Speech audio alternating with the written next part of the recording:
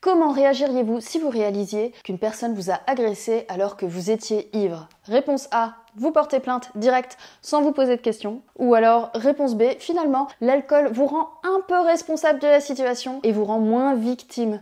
Et en parallèle, il rend un peu irresponsable l'agresseur, donc moins coupable. Bref, vous pouvez laisser tomber. Bon, avant de vous donner la réponse qui semble quand même assez évidente, sachez que ça fait écho à une étude scientifique sur les violences dans l'enseignement supérieur. Voilà ce qu'on retient si on prend en compte pour chaque situation de violence la consommation d'alcool cumulée des auteurs et des victimes. L'alcool est présent dans plus de la moitié des violences. Depuis leur arrivée dans l'enseignement supérieur, 9% des hommes, 24% des femmes et 33% des personnes transgenres, non-binaires, queer ont subi au moins une tentative d'agression.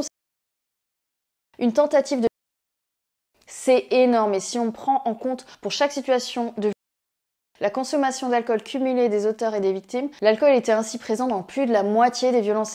Donc la réponse à retenir et à imprimer dans notre tête, c'est qu'il ne faut pas hésiter à porter plainte, même si soi-même on a consommé de l'alcool. C'est d'ailleurs un élément de vulnérabilisation des victimes. Ça n'atténue pas la responsabilité de l'auteur. Pour l'auteur, être sous l'emprise d'alcool ou de stupéfiants au moment des faits est considéré, au contraire, comme une circonstance aggravante. Bref, vous avez le droit aussi de faire des soirées sans alcool. C'est pas obligatoire de se la coller pour s'intégrer à des soirées étudiantes. On voit avec cette étude comment ça peut terminer.